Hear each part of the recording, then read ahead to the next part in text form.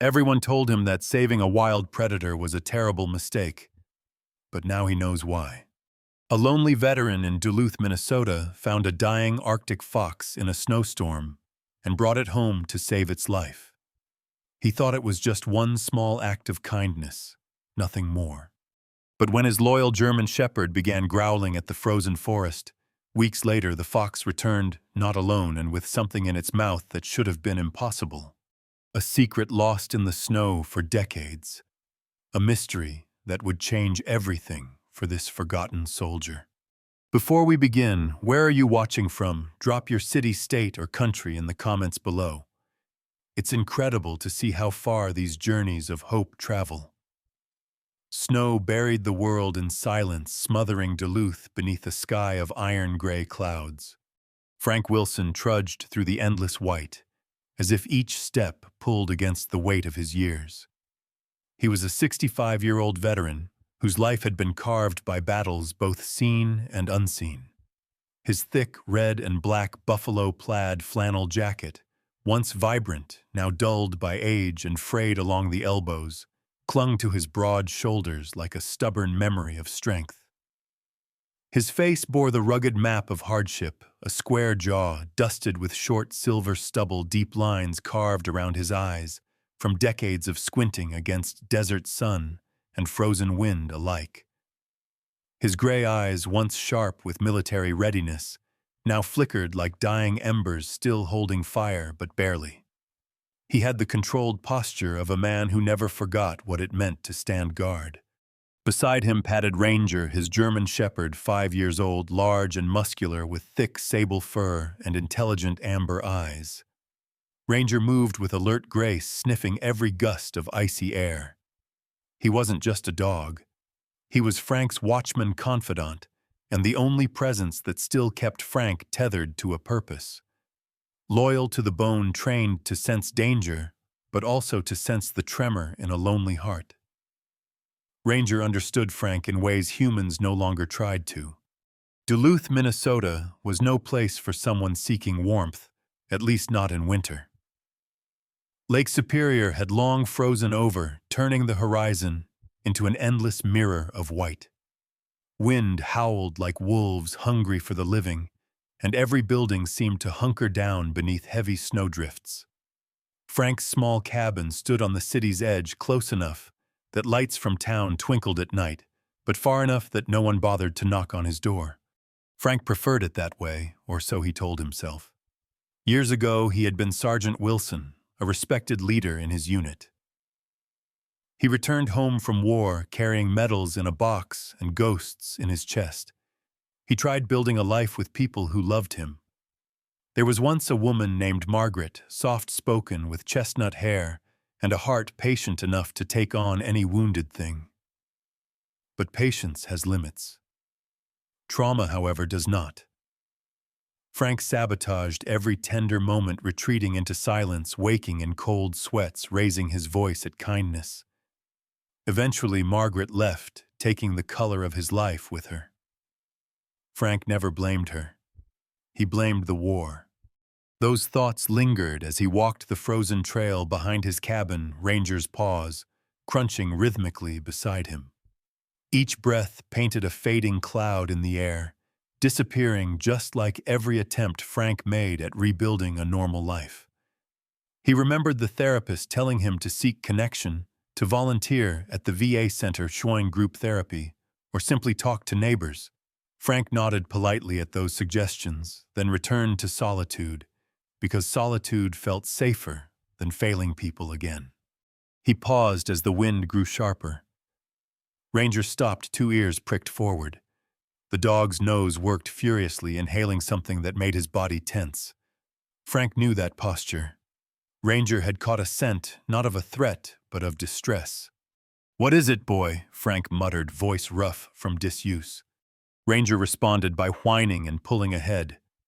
Frank followed as they trudged deeper into the woods, snow rising nearly to his knees. Branches weighed down by frost brushed against his jacket, sprinkling him with glittering shards. The silence grew thicker, almost sacred. Then Frank heard it. A faint, broken whimper, small and struggling. He narrowed his eyes toward a mound of snow shaped strangely out of place. Ranger circled the spot, pawing gently, his tail low with unease. Frank dropped to one knee, his joints protesting the motion. He brushed away snow with gloved hands until something soft and bloody appeared beneath the surface. A small Arctic fox, its fur once pure white, but now stained with crimson, lay curled like a dying snowflake. Its sides rose shallowly, barely breathing.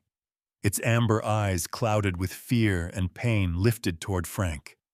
In another life, another version of himself, Frank might have turned away. After all, nature was cruel, and he had learned too well that saving one life didn't always change the world. But as he stared at the fragile creature, thin ribs trembling beneath matted fur, something inside him shifted like a locked door creaking open. He saw vulnerability that mirrored his own. Ranger sniffed cautiously, then sat beside Frank, tail sweeping slowly in the snow. The dog's gaze asked a question Frank hadn't asked himself in a long time. Are we still capable of compassion? Frank hesitated. Bringing an injured wild animal home was risky. Infection disease, the unpredictability of fear, it could all backfire. But the fox let out another soft cry, barely audible, and Frank's breath caught. The sound wasn't just pain. It was a plea. "We can't just leave you," Frank whispered, surprising himself with the tenderness in his voice. He unzipped his jacket and carefully scooped the fox against his chest. Its tiny body was ice cold. Even through the flannel, he could feel life slipping. Ranger pressed close, sharing his warmth. As Frank rose, he felt a strange warmth fill his chest. A pulse of purpose he thought he'd buried with his uniform. Perhaps helping this creature wouldn't change the world. But maybe, just maybe, it could change the small, frozen part of him that still wanted to believe in goodness. He trudged back toward the cabin, clutching the fox tightly, Ranger leading the way through swirling snow. The wind screamed louder as if urging them to hurry. Frank's heartbeat joined the storm, faster, stronger, driven by something deeper than survival. This wasn't just a rescue. It was the beginning of something he couldn't yet name.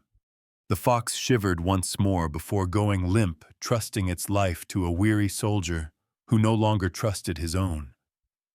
And for the first time in years, Frank whispered a silent promise to fight not against enemies, but for a fragile life that depended on him. In that moment, deep in the winter woods of Duluth, a man who had long stopped believing in second chances unknowingly claimed his own. The storm did not give them mercy that night. The wind hammered the cabin walls like impatient fists, shaking the thin window frames that had survived more brutal winters than Frank could remember. Inside, the air smelled of burning pine wood and wet fur as Ranger paced anxiously across the wooden floorboards. The German shepherd's amber eyes darted constantly to the old armchair near the fireplace, where a thin blanket barely covered the trembling Arctic fox. Frank knelt beside the fragile creature, his gloved hand hovering hesitantly above its fur, as if afraid his touch might shatter it completely. The fox was so small up close, its body barely the length of Frank's forearm. Its fur, which should have been a shimmering coat of snow, was tangled and matted with dried blood. Even unconscious, its ear flicked at the crackling of the fire, the last spark of instinct refusing to surrender. Frank had seen enough dying animals during his deployments overseas, stray dogs caught in crossfire or wildlife forced into the paths of tanks, to know the thin line between life and memory. He whispered to himself that he wasn't getting attached, that he was only helping until morning, until the animal could return to the wild. But Ranger knew better. The dog rarely left Frank's side yet. Now he stationed himself as a sentinel near the foxtail, curled tightly around his paws, ears perked ready for any threat. Ranger's protective instinct ran deep, part training, part heart. Frank could almost imagine the dog silently saying, "We're doing this. You and me." Frank sat back and rubbed his temples. His head throbbed, stirred by memories he thought had gone dormant. He remembered Februaries in deployment zones, the nights where soldiers huddled together for warmth, clutching onto humanity in small ways, sharing cigarettes, stories of home laughter, forced out between the echoes of gunfire. Now the only gunfire in his world was the splitting of logs, the snapping of bark, and the distant call of winter wolves. Frank leaned in close, checking the fox's breathing. It was weak, but steadying. He reached for an old first aid kit, its green metal scratched by age, and carefully cleaned the fox's wounds with warm water and gauze. The fox winced, but did not resist. "You're a fighter," Frank murmured. "Wish I still were."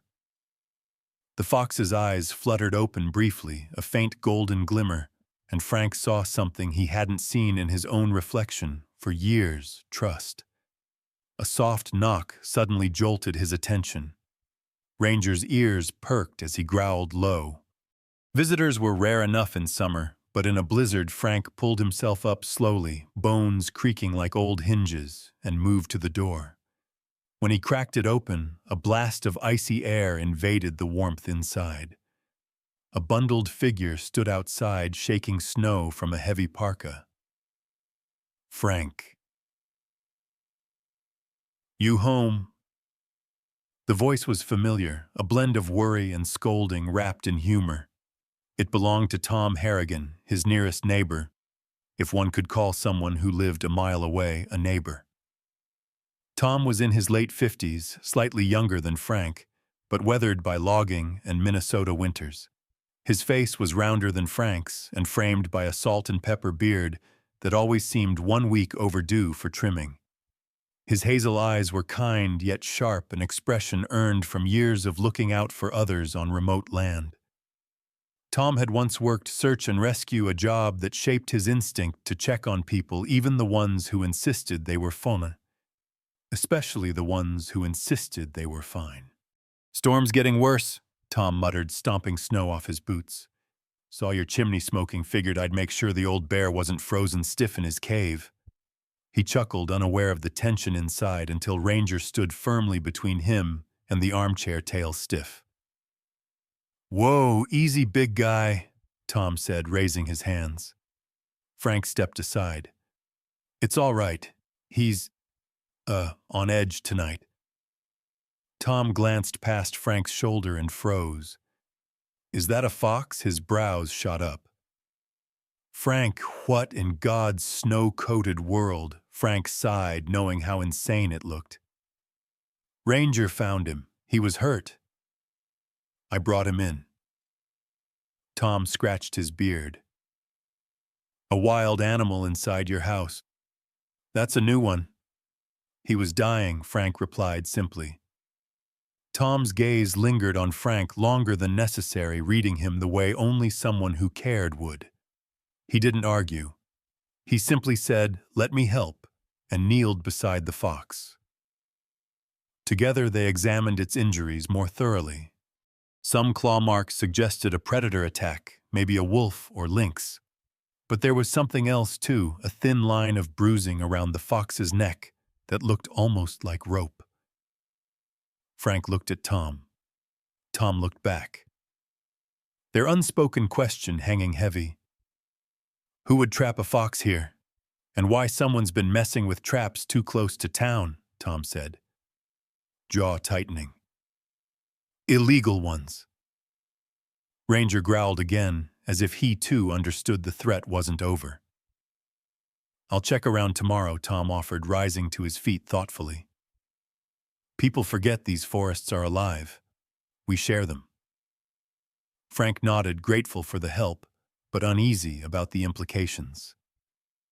After Tom left, Frank sat down beside the fire once more. Midnight crept across the frosted windows, and the storm showed no signs of mercy. Ranger, finally settling, rested his head near the fox. Frank leaned back, exhaustion washing over him like the tide he had once seen on distant shores. He studied the fox, its trembling had eased, and its breaths came slower, steadier. Maybe it felt safe. Maybe it wanted to live. Frank wasn't sure he still knew how to want that for himself. With a sigh, he whispered into the glowing dark, "Stay alive tonight. You and me both." Ranger's ears twitched to the soft tone. Frank let his eyes close, not to sleep fully, but to rest like a soldier, taking a quiet moment before the next unknown. And as the flames painted their shadows on the walls, the little fox shifted, inching closer to Ranger's warmth. Somewhere deep inside Frank's tired heart, hope stirred small like a spark, hidden under ice, waiting for the right breath to become fire again. Outside, the storm raged on, but inside that little cabin at the edge of Duluth, 3 lives, 1 human, 1 loyal guardian, and 1 wounded stranger held on to the thin but powerful thread of survival together. Morning crawled into the cabin, not with sunlight, but with a softer shade of gray that filtered weakly through frost-bitten windows. The storm outside had quieted just enough to remind the world that winter had not yet won the battle, only paused to gather more strength. Inside, the old fireplace hummed low, its embers glowing like tired hearts refusing to stop beating. Frank Wilson awoke in the armchair, where he had been dozing upright, his neck stiff, his breath fogging faintly in the cool air. Ranger lay curled near the Arctic fox, both animals breathing in slow unison. Frank felt a tug in his chest, a feeling he hadn't allowed himself to examine for years, protectiveness. He rose carefully and fed more wood to the fire, watching flames reignite with a crackle that sounded almost celebratory. Ranger stretched, pushing his nose into Frank's palm, as if checking whether he was all right. Frank scratched behind the dog's ears, murmuring, "Good boy. You kept watch." The fox stirred next, opening its golden eyes tentatively. Its wounds had been cleaned, its fur now dry, though still tangled and patchy where blood had stiffened the strands. It looked at Frank not with fear, but curiosity. Trust was a foreign luxury for both of them, and yet here it was, fragile but present. Frank knelt beside the fox, speaking softly. "You don't owe us anything. Just get better. That's enough." His voice cracked on the last word. Ranger pressed closer, sensing the swell of emotion beneath Frank's stern exterior.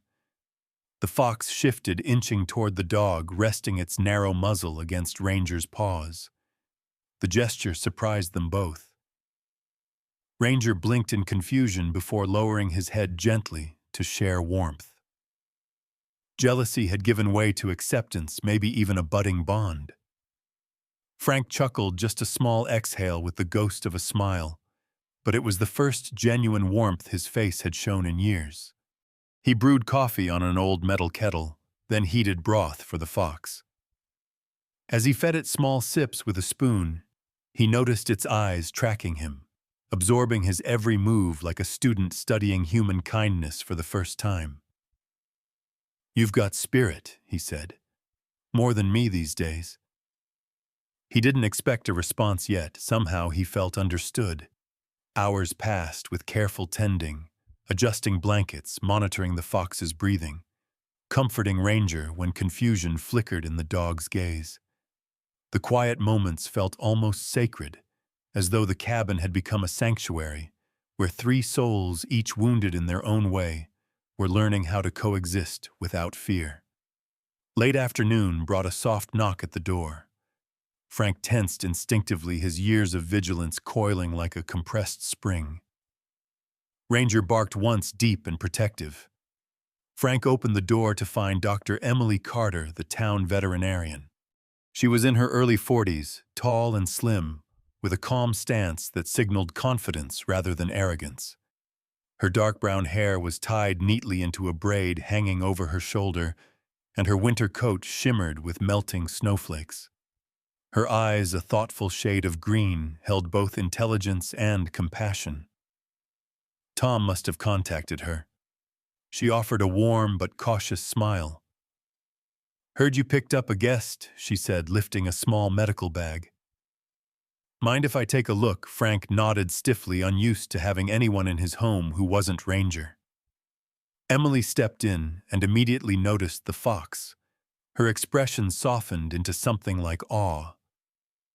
"Well, aren't you a brave little one?" she whispered as she approached. Ranger watched her intensely.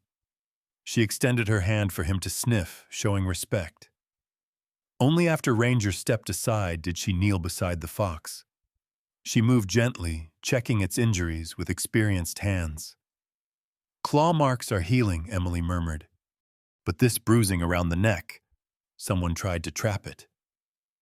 Her tone darkened. "There's a man up north who's been using illegal snares. He claims he's just trying to protect livestock, but that's no excuse." Frank's jaw tightened.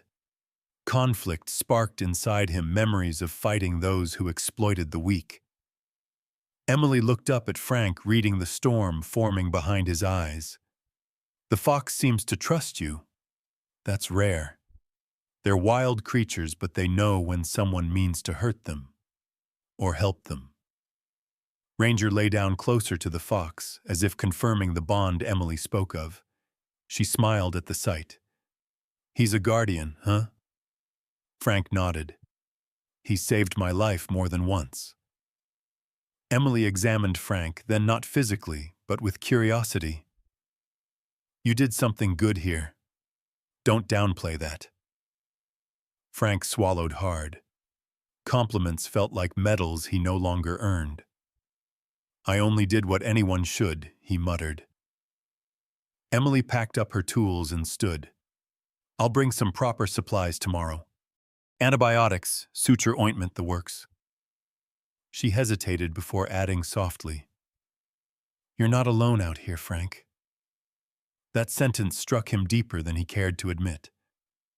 When she left, Frank closed the door slowly, letting the silence settle again. Ranger nuzzled his hand, grounding him back in the present. The fox stared up at him, its ears perked, its breathing stronger now.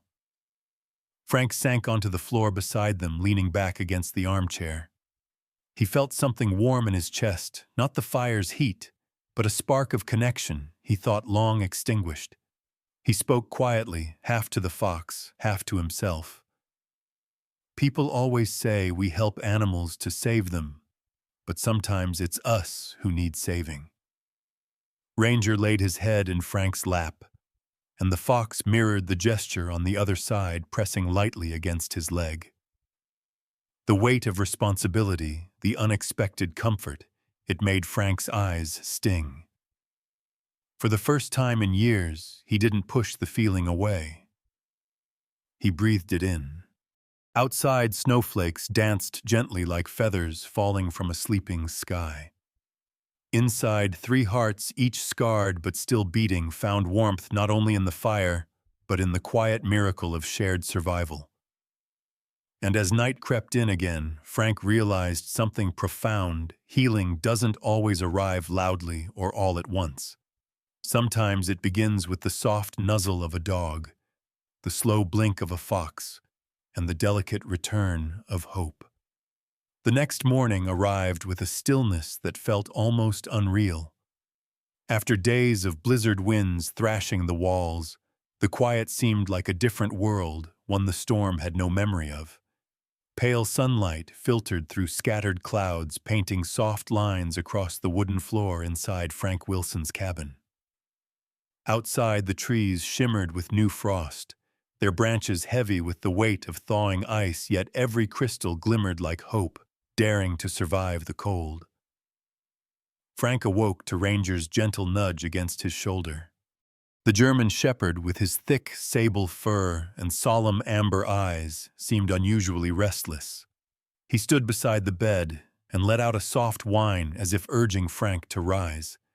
The old veteran pushed himself up carefully. Muscles that had endured years of winter hardship and memories of war groaned in protest. Ranger trotted toward the fireplace. Frank's gaze followed, and there the Arctic fox stood no longer curled in weakness, but upright, on trembling legs, its snowy fur catching firelight in glints of silver. It looked healthier, not fully healed, but undeniably stronger. The injury on its neck was now just a thin, dark mark beneath soft white fur, a scar from human cruelty, etched like a warning from the wild. Frank moved slowly, not wanting to startle the fox. "Well now, look at you," he breathed. The fox flicked its ears at the sound of his voice, then lifted its golden eyes to meet his. Ranger approached too, his large paws silent on the floorboards, tail swaying low, not dominance, not fear, but curiosity and cautious respect. Frank knelt next to them both. He could feel it, something shifting, breaking open inside him. He hadn't realized how deeply he'd let the creature into his heart until the possibility of losing it appeared clearly before him. He reached out slowly, resting the back of his hand near the fox without forcing touch. The fox stepped forward and pressed its small head gently against his fingers. The warmth of that fragile gesture nearly shook Frank's composure. "You're a tough one," he whispered, his voice thick with emotion. "I suppose you've always had somewhere to get back to." As if confirming his fears, the fox turned toward the door. Ranger barked once, soft, like asking a question, and the fox looked back briefly. In those golden eyes, Frank saw gratitude, but also determination. The wild called, freedom called, and Frank understood better than most what captivity, even unintentional, did to a soul. He hesitated only a moment before walking to the door and pulling it open. Cold wind rushed in swirling bits of snow across the floor. The fox stared at the forest, its home, then glanced one last time at Frank. No words could fit inside that look yet. Frank felt every message it carried. "Thank you. I won't forget, this isn't the end." Then in one swift leap, the fox disappeared into the winter-white world, its paws leaving tiny prints that vanished almost instantly under drifting snow. Ranger took a step forward, ears pointed upright and tail stiff. His amber eyes tracked the fresh trail until it melted into the distance. Then he sat slowly, head lowering, the heaviness of farewell settling on him too. Frank stared at the emptiness outside his breath, catching just slightly before he tried to turn it into a scoff. "There you go," he muttered, forcing a half-smile that didn't quite make it to his eyes. "This old man can't seem to keep anyone around." His voice cracked despite the sarcasm. Ranger nudged his hand insistently, as if saying, "You're not alone. Not while I breathe." Frank slid his fingers into Ranger's thick fur. The warmth grounded him.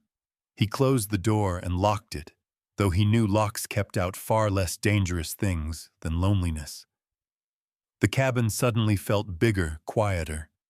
The blanket near the fireplace looked abandoned. Frank gathered the bedding in silence, each fold stirring up memories that hadn't even had time to settle.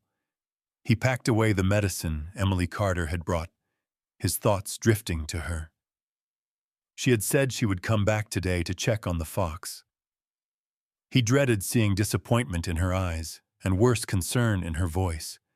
He didn't like the idea of someone worrying about him. That kind of attention felt like sunlight on skin that had been cold too long. It burned. Yet a small part of him hoped she might still visit. Not for the fox, but for him. Later, while Ranger gnawed idly on a piece of firewood, his favorite forbidden hobby, Frank sat by the window. He watched the tree line where the fox had disappeared. A strange ache throbbed gently in his chest, like a bruise pressed by thought alone. He had learned early in life that war stole everything: permanent friends, sleep, peace, family, and even the courage to love again.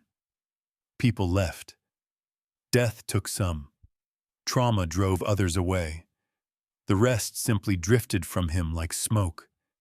He whispered to the empty room, "You'd think I'd get used to this by now."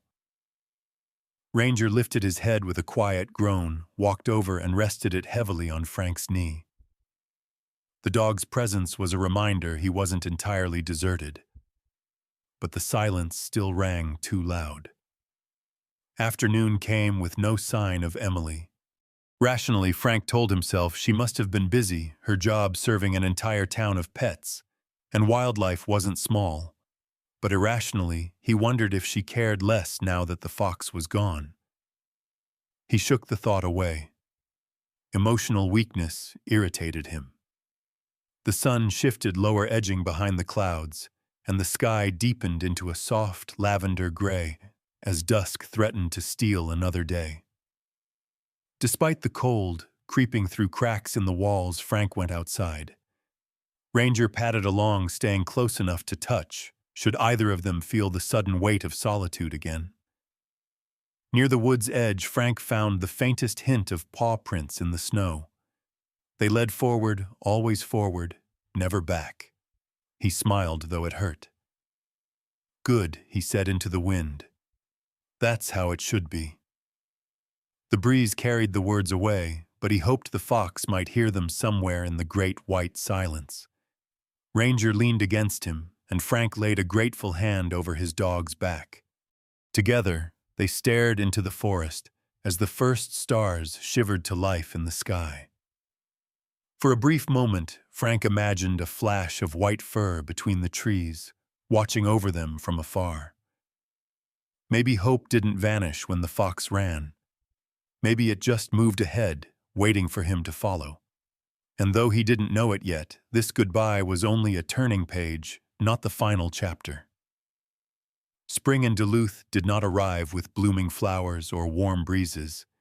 It came quietly, shyly, as if unsure it belonged in a land that had grown too familiar with winter's grip. The snow still blanketed the ground in stubborn white, but the air carried a gentler bite, and icicles dripping from the cabin roof glistened like melting diamonds. Frank Wilson sat at the worn wooden table near the window, holding a cup of lukewarm coffee. The steam had nearly faded, just like his energy to finish it. He wore his usual red and black buffalo plaid flannel jacket, zipped up halfway to fight off the chill that lingered even indoors.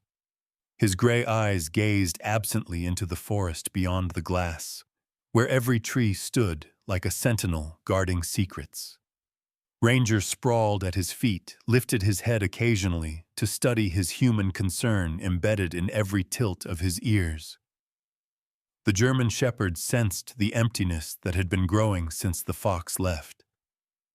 Even when Frank tried to appear unchanged, fixing fences, chopping wood, maintaining the cabin, something in the rhythm of days felt incomplete. The fox had brought a spark of life into their quiet existence, and when it vanished into the white world, it had taken a piece of Frank's heart with it. Frank reached down to scratch Ranger's head. "It's just us again, buddy," he muttered. But even he didn't believe his own words anymore. As if summoned by loneliness itself, a soft knock interrupted the silence. Ranger sprang to his feet, ears erect, tail waving with hopeful excitement. Frank frowned. Visitors rarely wandered this far without reason. He set the mug aside and opened the door cautiously. What he saw stunned him into stillness. There, on his small porch, dusted with fresh snow, stood the Arctic fox. Its fur appeared cleaner and fuller than before, and though a faint scar remained around its neck, it held itself with renewed confidence. But the fox was not alone. Behind it peeked a smaller fox pup, slender and lively, with oversized ears and bright silver eyes that shimmered with curiosity and mischief. The pup's fur was patchy and fluffy, like it had not yet fully grown into its winter coat. Its tiny paws stamped excitedly in the snow, leaving chaotic little prints. Ranger barked with joy, a single sharp note before bounding forward. He stopped just inches from the foxtail, wagging like an excited drumbeat. The mother fox nudged her pup forward gently, encouraging bravery in a world built for larger, louder creatures. Frank's heart thumped wildly. The sight of them alive, healthy, filled his chest with a warmth that threatened to spill from his eyes. "Well, I'll be," he whispered, voice quivering. The fox stepped closer to him and dropped something small in the snow, a metal object glinting beneath flakes. Frank crouched slowly and picked it up, wiping frost away with his thumb. His breath caught. It was an old military dog tag, worn edges faded engraving. The chain was frayed as though torn free long ago. He squinted, reading the letters through the scratching Sergeant Mark Dalton, U.S. Army. Frank's heart squeezed tight. Dalton. A name buried in memories. Mark had been one of his brothers in arms, quick with a joke even in hell, the kind of man who'd share his last sip of water without hesitation. He'd disappeared during a rescue patrol after running ahead to cut loose a wolf that had been caught in a snare near their base. Command listed him as MIA. Frank remembered that night, the rage, the grief, the helplessness. And now here was a fox, returning the token of a friend Frank never got to say goodbye to. Frank collapsed onto the porch steps as if his legs gave out. He clutched the dog tag tightly in his weathered hand, tears burning lines down his cold, reddened cheeks. It was as if Mark himself had reached across time to say, "I wasn't alone when I died." "And neither are you." Ranger pressed against Frank's side, sensing the emotion flooding his human's chest. The shepherd's warm fur soaked up a few stray tears, and Frank laughed shakily, rubbing Ranger's ear to mask his vulnerability. The fox stared at him gently, head slightly tilted, as though it understood what this relic meant. The pup yipped happily and bounded over to sniff Ranger's paws before flopping onto its back in playful surrender. Ranger responded by nudging the tiny fox with his nose, a sign of unexpected companionship. Frank wiped his eyes and looked at the fox, truly looked. "You carried this all the way back here?" The fox blinked slowly, a silent yes. Frank felt the words forming before he could stop them. "Thank you." He reached out, letting his hand hover. The mother fox leaned forward, brushing her nose against his knuckles in a gesture filled with language only the heart could translate. Under that pale sky, surrounded by snow and silence, something beautiful and tender bloomed like the first wildflower of spring. Frank stood Ranger, sitting loyally beside him, and the fox pup pranced between them all. 4 lives once separated by fear and fate, now connected in an unspoken promise love once given always finds a way home. Frank placed the dog tag around his neck, letting it rest over his beating heart. "Guess the good Lord didn't forget about me after all," he whispered, smiling through the last of his tears. The fox and her pup stayed a few more minutes, creating tiny prints that glimmered like constellations on the snow. When the pair finally turned to leave again, disappearing into the whispering forest, Frank did not feel abandoned. For the first time in years, he felt chosen. Ranger stood tall beside him, tail still wagging, proud of the family, however unusual they had become. Frank breathed in the crisp air and whispered into the wind, making sure his words could follow them anywhere. "Come back whenever you want. The door will always be open." And deep inside he knew they would. In a world that can feel unbearably cold, at times small acts of compassion can become the greatest miracles. Frank never expected that saving a tiny life in a snowstorm would lead to healing his own heart. Yet faith often works quietly, in moments we don't recognize as divine until much later. Sometimes God sends help not through grand gestures, but through the soft steps of a wild fox or the loyal eyes of a dog.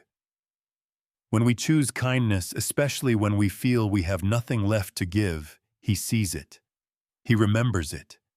and He sends love back to us in ways that remind us we are never forgotten. As we move through our daily struggles, loneliness, fear, financial hardship, broken relationships, it's easy to believe that no one hears our prayers. But God hears every whispered hope, every silent tear.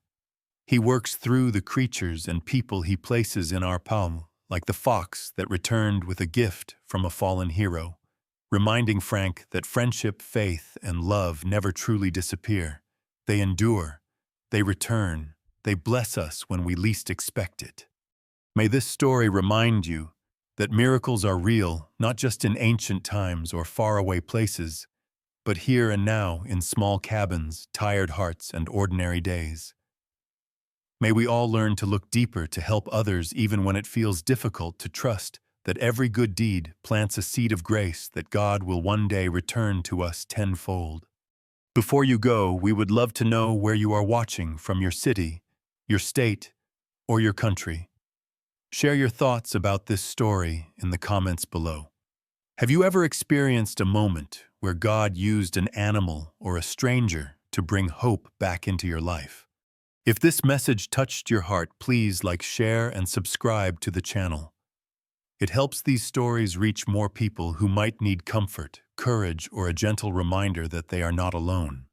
May God bless you, protect you, guide you, and bring light into your darkest winter nights. And may every step you take be accompanied by His love.